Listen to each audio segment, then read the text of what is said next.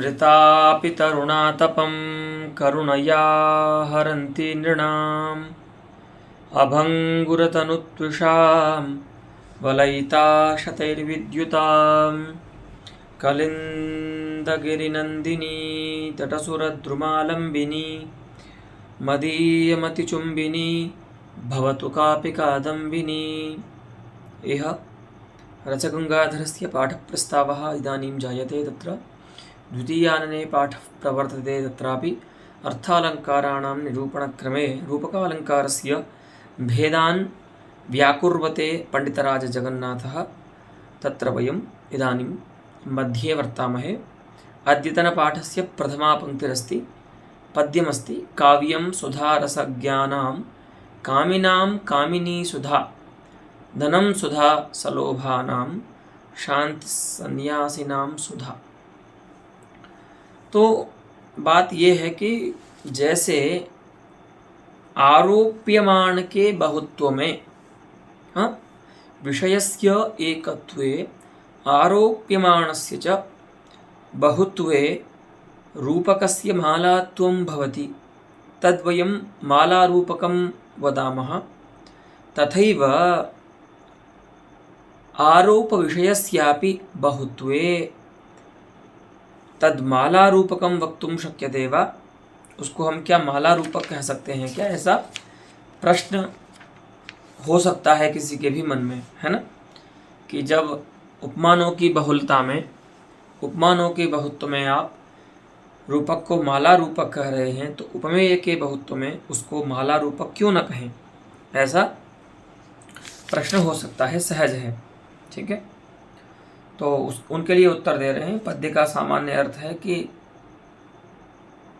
काव्यम सुधा रसज्ञानाम, जो रस से परिचित जन हैं, प्रमाता सामाजिक, उनके लिए काव्य क्या है? अमृत है। और जो कामी जन हैं, उनके लिए जो कामिनी है, रमणी स्त्री, वो अमृत है, वो सुधा है। जो लोभी जन हैं, उनके लिए धन जो है वो अमृत है। और जो सन्यासी जन हैं, उनके लिए शांति ही क्या है? शम जो निर्वेद है वही क्या है? अमृत है।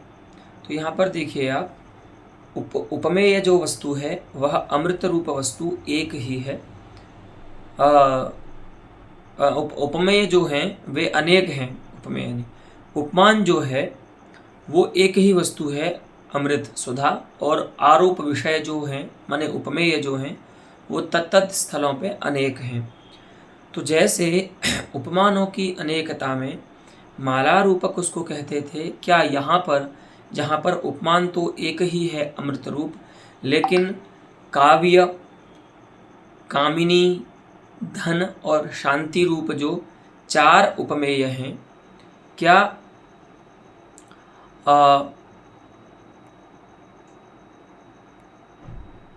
उन उपमेयों के बहुलता में इसको हम माला रूपक कह सकते हैं क्या? ऐसा प्रश्न है, उसका समाधान करते हैं। अत्र विषयमाला कृतो न कश्चित् चमत्कार विशेषः। देखिए भैया, जैसे उपमान की बहुलता में चमत्कार होता है, ऐसे विषय माने आरोप के विषय यानी उपमेय के माला होने पर, माने उपमेय की बहुलता होने पर कोई चमत्कार विशेष नहीं होता है। इति न पृथक भेद गणनायाम गण्यते। इसीलिए आरोप विषयों की जो माला है उसको रूपक के भेदों में उसकी पृथक गणना नहीं की। ठीक है, ये किसी के भी मन में प्रश्न हो सकता है पाठक के, कि जैसे उपमानों की बहुलता है वैसे उपमेयों की भी बहुलता हो सकती है।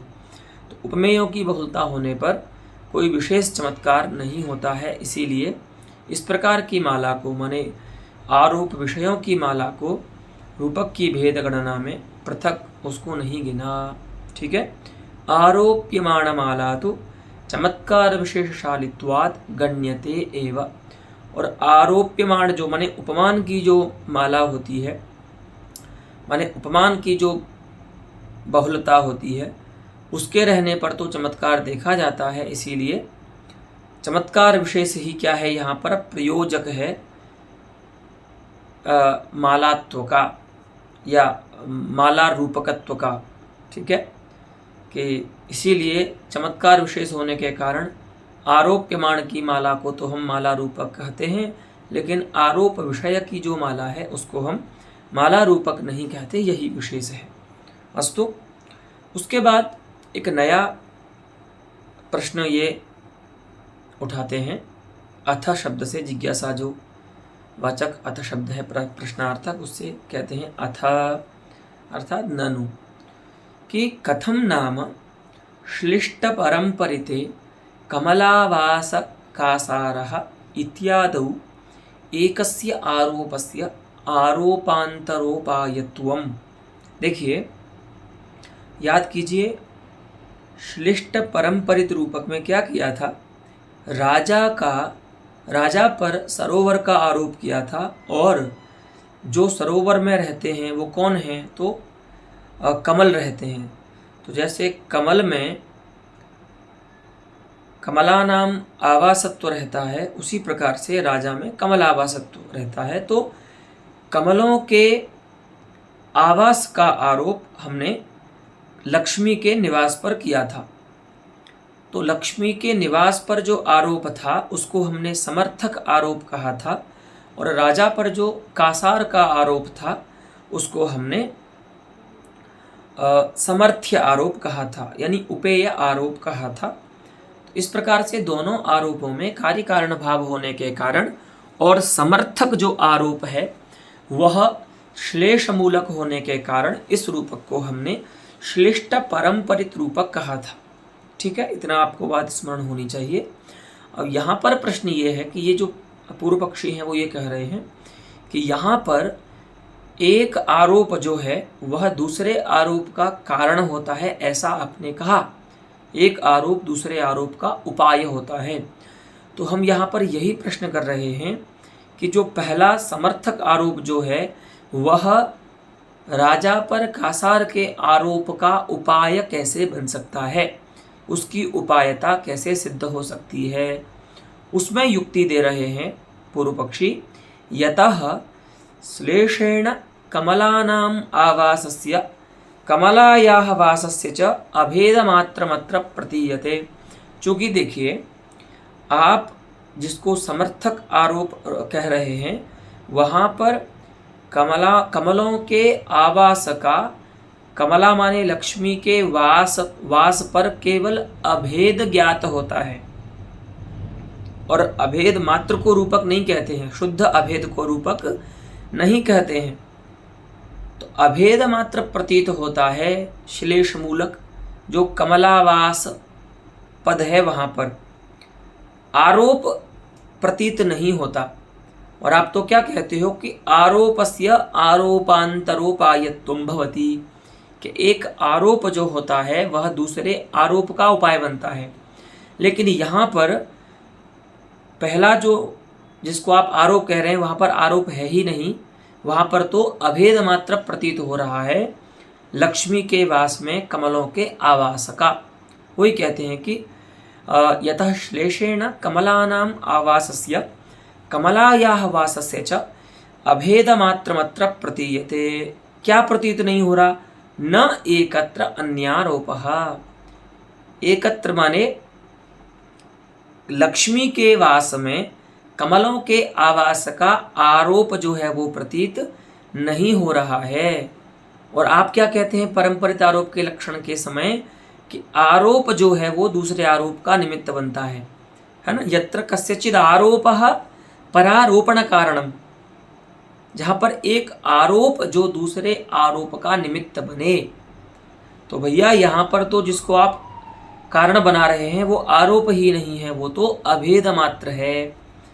तो अभेद मात्र की प्रतीति होने के कारण, आरोप की प्रतीति नहीं होने के कारण यहाँ पर परंपरित रूपक कैसे होगा।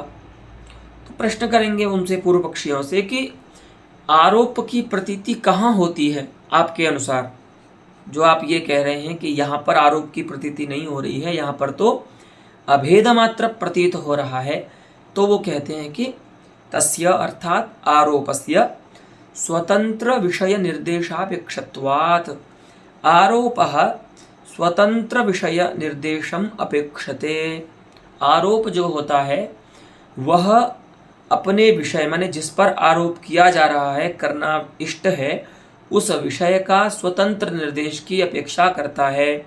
आप वहाँ पर श्लिष्ट पद से आरोप्यमाण और आरोप विषय दोनों को नहीं कह सकते। अर्थात कहने का अभिप्राय ये हुआ कि जहाँ पर भी आपको आरोप दिखाना है वहाँ पर आपको आरोप्यमाण और आरोप विषय दोनों का पृथक निर्देश करना होगा, भले वो व्यस्त हो अथवा समस्त निर्देश हो।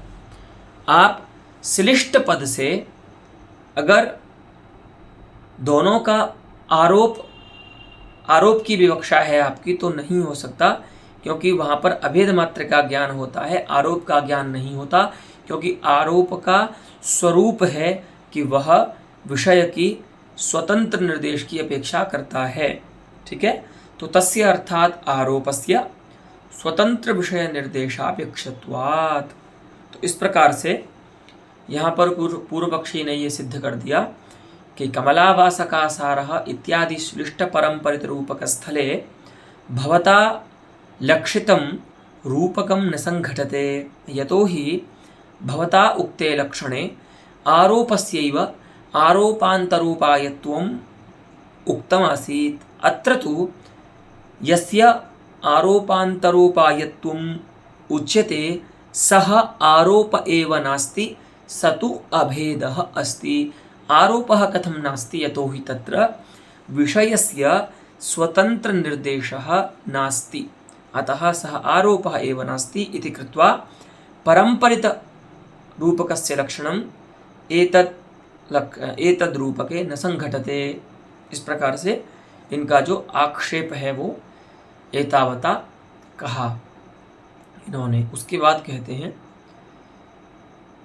न च, और आप ऐसा भी नहीं कह सकते कि शुद्ध अभेद को ही हम आरोप कहते हैं यानी रूपक कहते हैं, ऐसा भी आप नहीं कह सकते। माने आचार्य जगन्नाथ के पक्ष से आप ऐसा भी नहीं कह सकते कि शुद्ध अभेद को ही रूपक कहा जाता है, माने आरोप कहा जाता है, क्योंकि अगर आप ऐसा कहेंगे, क्योंकि शुद्ध अभेद तो ज्ञात हो ही रहा है ना श्लेष मूलक होने पर भी, तो अगर आप ऐसा कहेंगे तो क्या होगा, न च शुद्धाभेद प्रत्ययः एव आरोपः।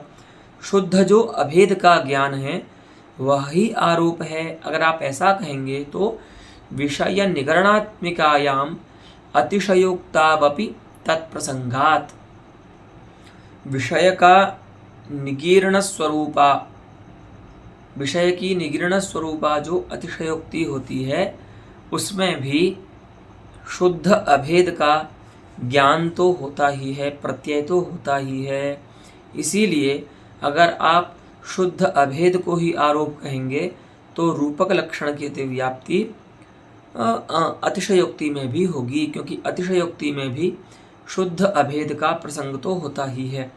अस्तु, तो विषय निगरणात्मिकायाम अतिशयोक्तौ अपि तत्प्रसंगात रूपक लक्षणस्य प्रसंगात, रूपक लक्षण की प्रसक्ति होने लगेगी। इसीलिए आप शुद्ध अभेद को आरोप भी नहीं कह सकते।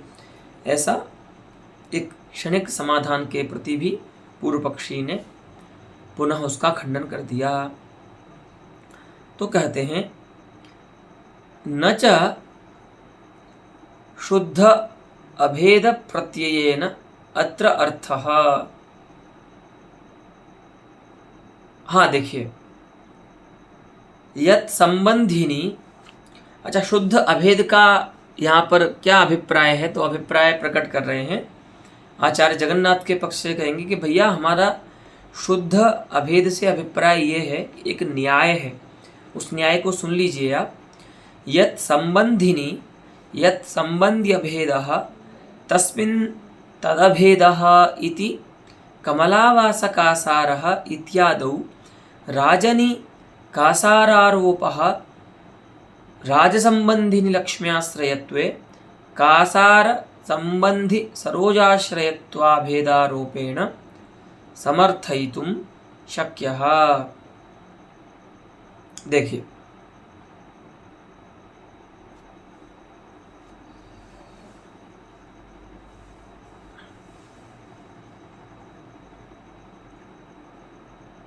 एक न्याय है कि जिसके संबंधी में अभेद होता है उसका उसमें अभेद होता है। ठीक है, अर्थात कोई मान लो धर्म है, उस धर्म का या कोई पदार्थ है, उस पदार्थ का कोई संबंधी है और उस संबंधी का किसी दूसरे पदार्थ के संबंधी के साथ अभेद हो रहा है, तो उन दोनों पदार्थों का भी अभेद हो जाएगा, ऐसा न्याय है। तो इस न्याय से क्या होगा, कमलावास कासारः इत्यादि स्थल में राजा में जो कासार का आरोप है, वह कासार का आरोप कैसे समर्थित होगा, उसका समर्थन कैसे किया जाएगा, तो बता रहे हैं कि राज संबंधिनी, राजा में कौन रहता है, लक्ष्म्याश्रयत्व, माने लक्ष्मी का आश्रयता रहती है राजा में। तो राज संबंधी जो लक्ष्म्याश्रयत्व है और कासार, राजा का जो उपमान है ना सरोवर, उस कासार का संबंधी जो सरोजाश्रयत्व माने कमलाश्रयत्व, कमल पुष्पाश्रयत्व जो है, उन दोनों का जो अभेदारोप है, उस अभेदारोप के द्वारा समर्थयितुं शक्यः, उस अभेदारोप से ही कासारारोप जो है वो समर्थित हो जाएगा। अब ध्यान दीजिए, बात यह है कि हमको यहाँ पर कासार का जो राजा पर आरोप है उसकी सिद्धि करनी है। ठीक है, और उसकी सिद्धि के लिए हमको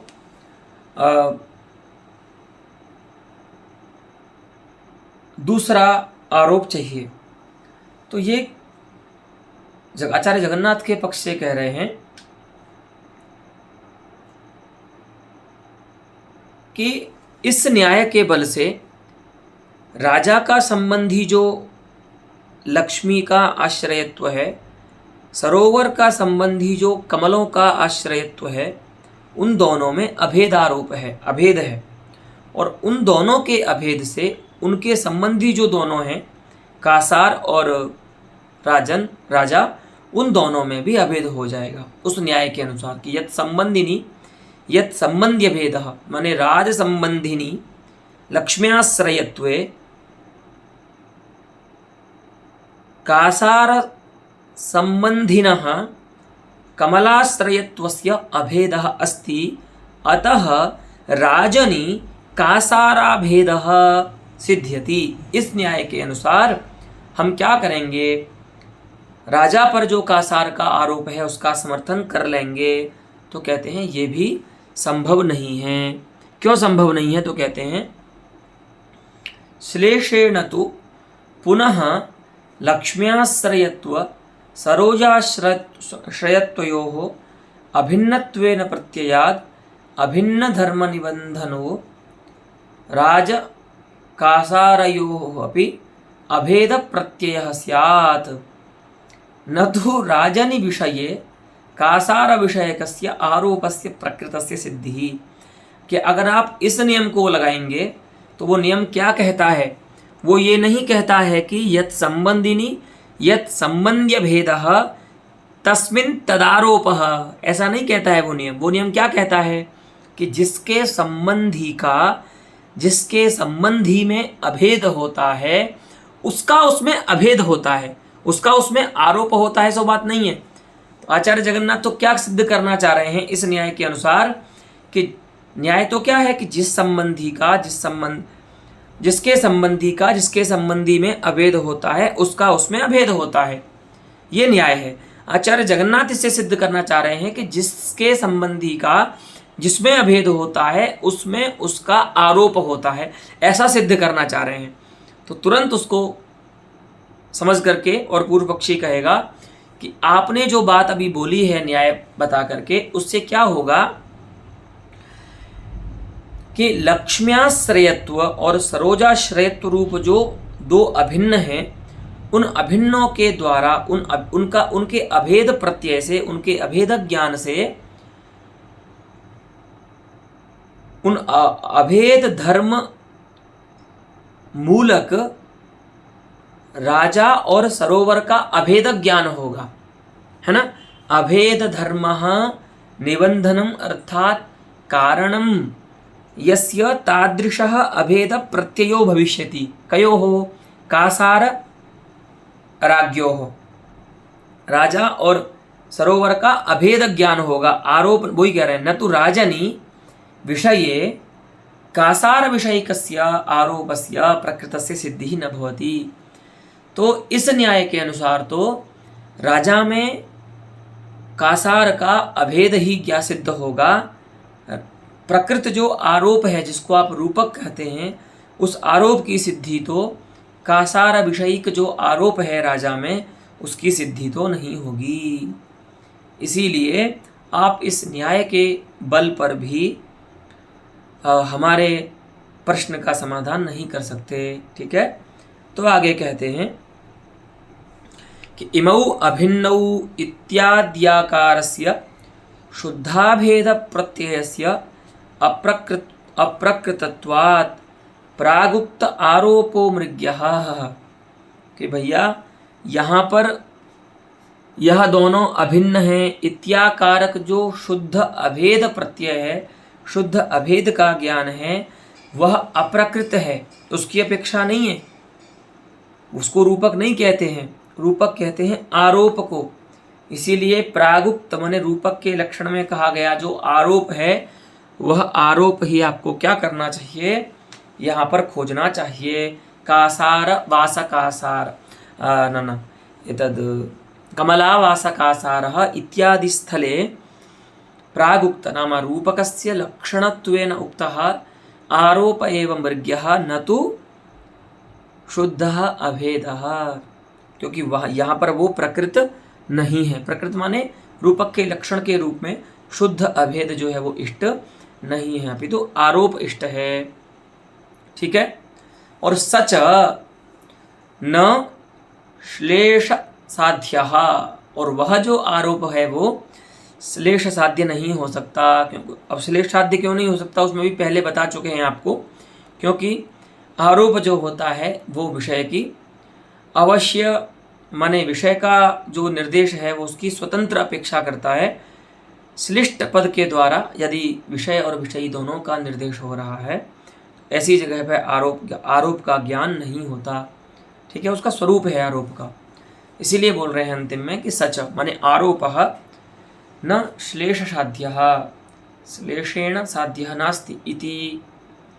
तो अब यहाँ से समाधान जो है वो वस्तुतः समाधान देते हैं आचार्य।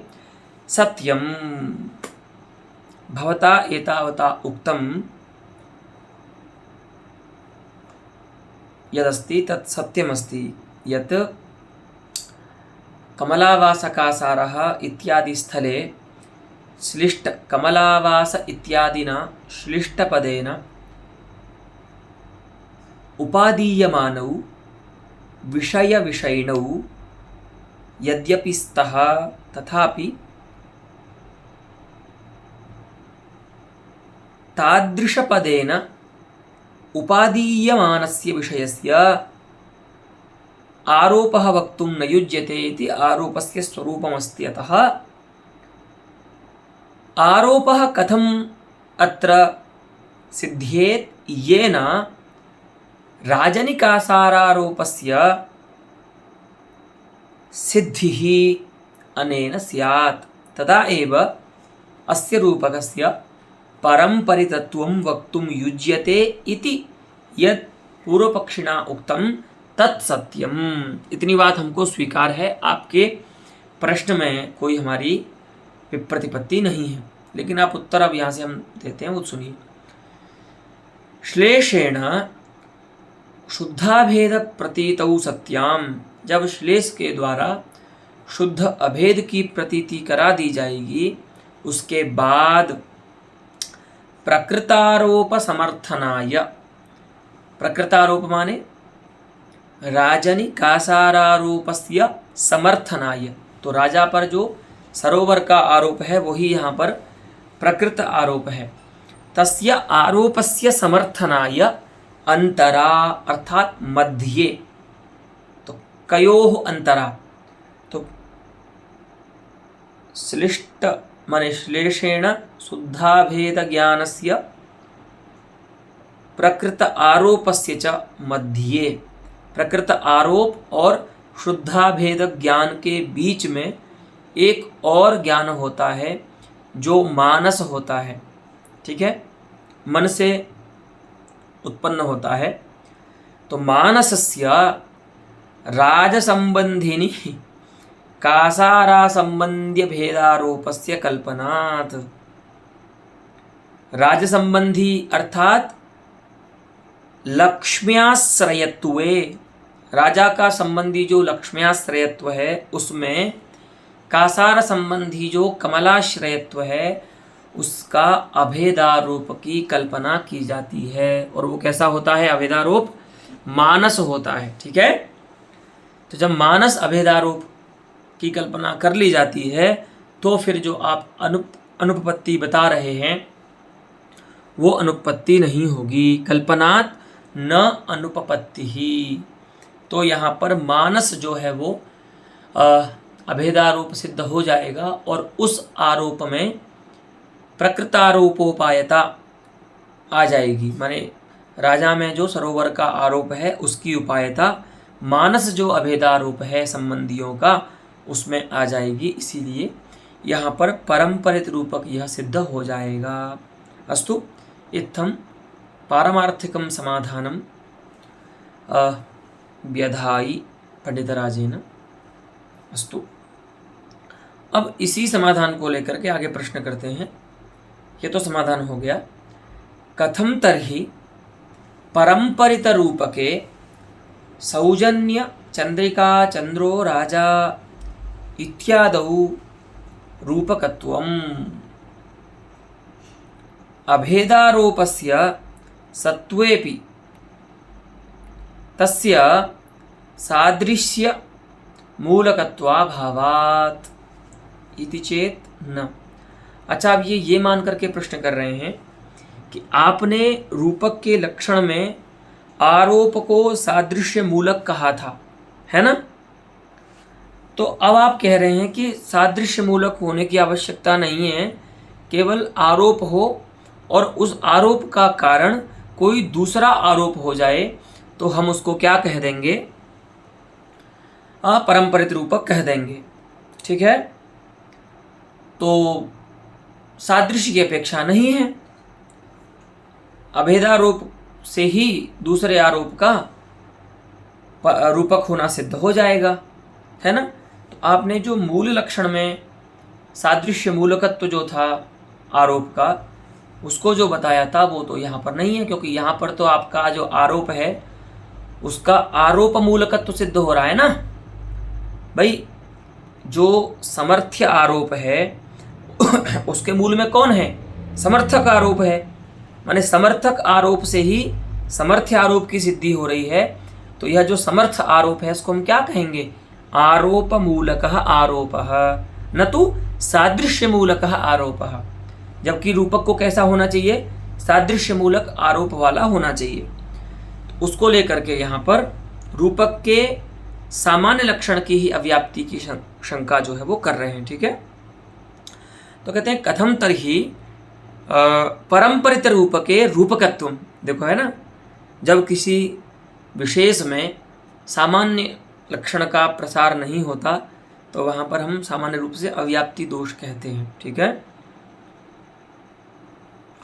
तो आपने अगर परंपरित रूपक का लक्षण कर दिया कि आरोपस्य आरोप मूलकत्वम परंपरितत्वम, तब फिर वो जो आरोप का सादृश्य मूलकता थी वो तो समाप्त हो गई। तो ऐसी स्थिति में जब वो रूपक ही नहीं रहेगा तो, है ना, परंपरित रूपक कैसे बन सकता है ना? विशिष्टम शुद्धान नातिरिच्यते। तो वही कह रहे हैं कि कथम तरहि परंपरित रूपके सौजन्य चंद्रिका चंद्रो राजा। यहाँ पर अर्थ यह है कि सौजन्यम एवं चंद्रिका, सौजन्य चंद्रिका, राजा में जो सौजन्य नाम का गुण है उसको चंद्रिका बना रहे हैं, ज्योत्सना बना रहे हैं और राजा को चंद्र बना रहे हैं। तो सौजन्य रूपायाः चंद्रिकायाः चंद्रः अयम राजा। तो राजा में चंद्र का आरोप है और सौजन्य रूप गुण में चंद्र के गुण चंद्रिका का आरोप है। तो सौजन्य में जो चंद्रिका का आरोप है वह उपाय है, कारण है, ठीक है, समर्थक है। किसका? जो चंद्र का राजा में आरोप है उसका। तो इस प्रकार से यहाँ पर प्रकृत जो आरोप है चंद्र विषयिक राज विषयक, उस आरोप का कारण चंद्रिका विषयिक सौजन्य विषयक आरोप के होने से यह रूपक परम्परित रूपक हो जाएगा। लेकिन तो यहाँ पर क्या है? अभेदारोप तो है, माने सौजन्य और चंद्रिका में अभेदारोप तो है, लेकिन तस्य सादृश्य मूलकत्वाभावात्, लेकिन वहां पर सादृश्य तो नहीं है। और जब सादृश्य नहीं है तो सादृश्य मूलकत्व जो आरोप में विशेषण था रूपक के लक्षण में वो नहीं मिलेगा। तो रूपक का जो सामान्य लक्षण था वही यहाँ पर उसका ही समन्वय नहीं होने के कारण रूपकत्व का ही लाभ हमको यहाँ पर नहीं होगा। ठीक है, तो वही कहते हैं कि सादृश्य मूलकत्वाभावात् रूपकत्वमेव नास्ति। तो कहते हैं कि न इति न वक्तव्यम। आपको सादृश्य का ज्ञान क्यों नहीं हो रहा है? भाई सादृश्य क्या होता है? समान धर्म प्रयोज्य ही तो सादृश्य होता है। बोले हाँ बिल्कुल होता है। तो देखिए हम आपको बता रहे हैं कैसे यहाँ पर सादृश्य मूलकत्व है चंद्र का जो राजा में आरोप है उसमें। देखिए समर्थकारोपेण धर्मैक्य संपादने, जो समर्थकों का आरोप है उस आरोप के द्वारा जो दोनों गुण हैं या आरोप, उस समर्थक आरोप के जो विषयी और विषय हैं वो मिलकर के एक धर्म बन जाते हैं।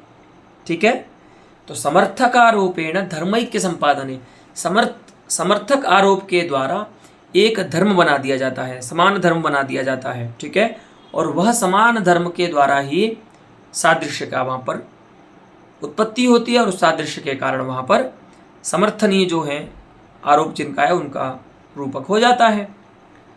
तो यहाँ पर भी ऐसा नहीं है कि अभेदारोप ही मूल में है। उस अभेदारोप के द्वारा धर्मैक्य का संपादन होता है और उस एक धर्म के समान धर्म के द्वारा सादृश्य की निष्पत्ति होती है और उस सादृश्य मूलक ही वहाँ पर अभेदारोप होता है उन दोनों का। ठीक है, जिसको आप समर्थ्य आरोप कह रहे हैं। तो कहीं ना कहीं परंपरित रूपक के स्थल में भी सादृश्य मूलकत्व जो है वो आरोप में रहता ही है। इसीलिए सादृश्यस्य निष्प्रत्यूहत्वात् अर्थात वर्तमानत्वात्। ठीक है, तो वहाँ पर भी सादृश्य जो है वो उस आरोप के मूल में रहता ही है। तो सादृश्य मूलकता उस आरोप की भी सिद्ध हो जाने के कारण रूपकत्व की हानि परंपरित रूपक में भी नहीं होती। अस्तु,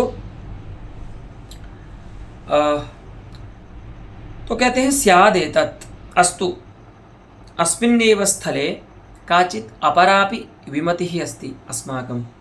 हाँ, ये तो चलो समाधान आपने दे दिया कि सौजन्य चंद्रिका चंद्रः राजा, यहाँ पर रूपकत्व की हानि तो नहीं होगी क्योंकि समर्थक आरोप के द्वारा साधर्म्य की निष्पत्ति होगी और उस साधर्म्य से प्रयोज्य सादृश्य वहाँ पर रहेगा। इसीलिए समर्थ्य आरोप की भी सादृश्य मूलकता सिद्ध हो जाती है।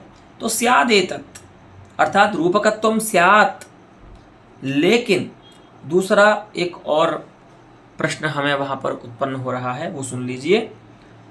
तो कहते हैं कि सौजन्य चंद्रिका चंद्र इत्यत्र तत्पुरुषावयवे समानाधिकरण तत्पुरुषे चंद्रिकायाम् अभेद संसर्गेण सौजन्यस्य विशेषणत्वात्। भैया देखिए,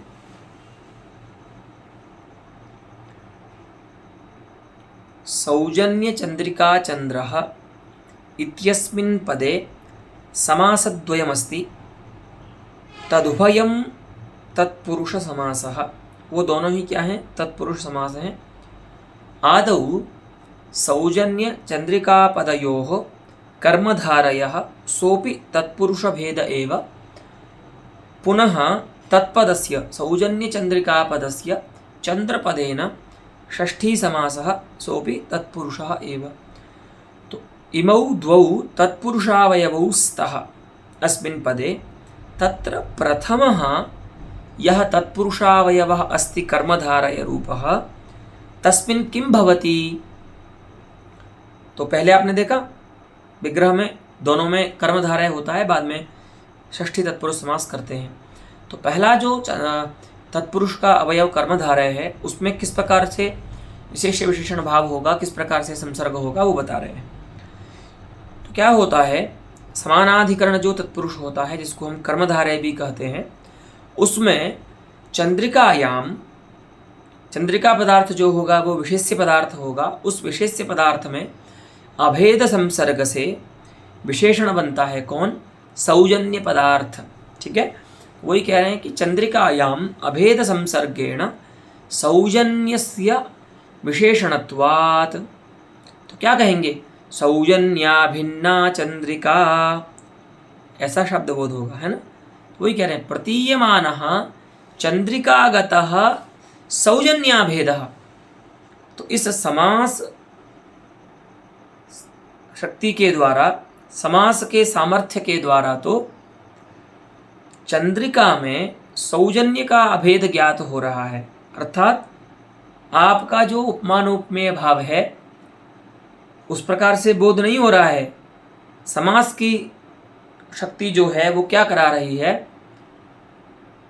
आपके अनुसार क्या होना चाहिए? चंद्रिका का अभेद सौजन्य में आना चाहिए, लेकिन हो क्या रहा है?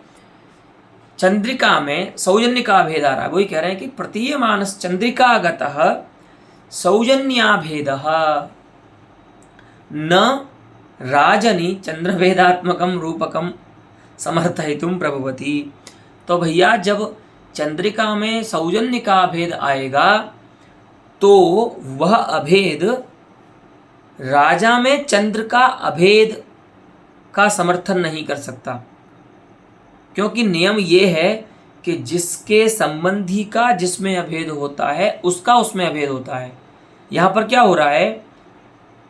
राजा के माने, हाँ, राजा के संबंधी का, सौजन्य का चंद्र के संबंधी चंद्रिका में अभेद हो रहा है, तो वहाँ पर चंद्र का अभेद राजा में ज्ञात नहीं हो सकता।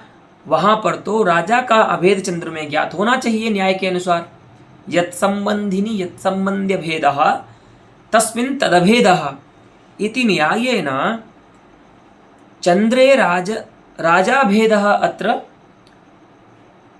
प्रत्ययः स्यात्, है ना, उसका ज्ञान होना चाहिए। वही कह रहे हैं कि राजनि चंद्राभेदात्मकं रूपकं समर्थयितुम् अयम् अभेदः न प्रभवति, क्योंकि न्याय है यत् संबंधिनी यत् संबंध्य भेदः तस्मिन् तदभेदः इति इत्यादि प्रागुक्त न्यायात्। अस्तु, इस प्रकार का न्याय होने के कारण